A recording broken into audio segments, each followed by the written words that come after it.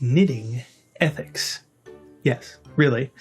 You can apply an ethical lens to absolutely anything. Why not knitting? When it comes to ethics, the easy thing to talk about is just the fact that for most people who knit, it's just a hobby.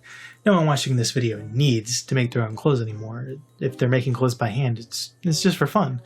Or because they're part of an illegal human trafficking operation, but it's more fun if we pretend those don't exist. Knitting is fun. And it is fun, which means it's probably terrible and you're a bad person for doing it.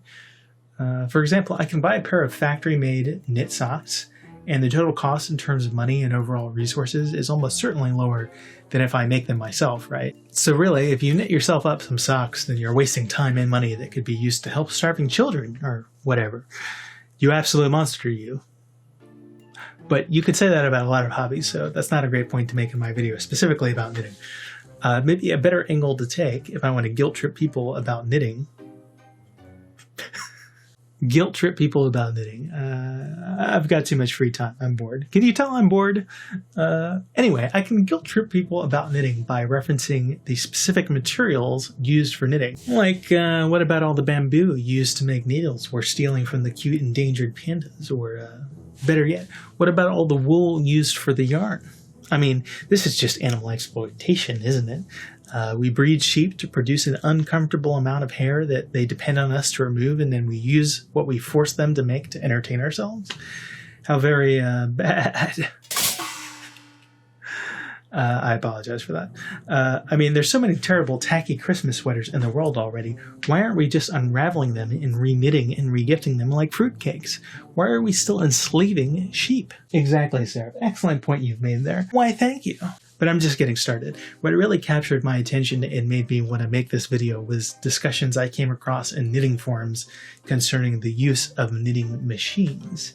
When most people think of knitting, they're imagining hand knitting with needles, but you can also knit with crochet hooks or looms, which can be a bit easier for some people.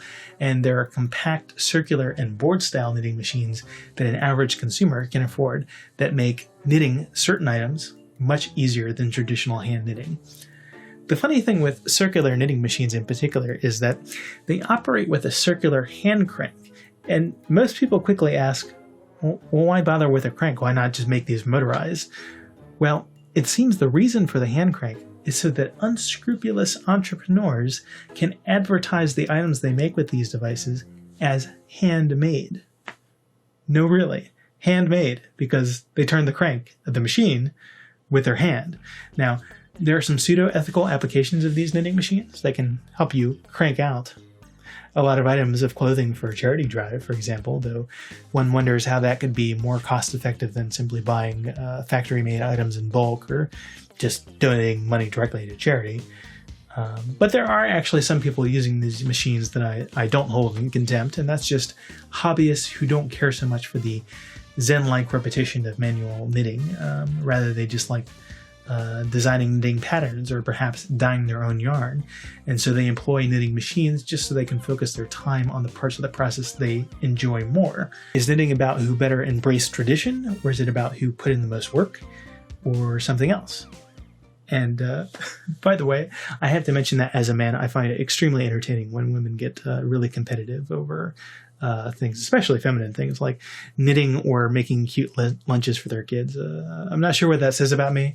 It's just an observation. I like seeing women get in metaphorical pissing contests with each other.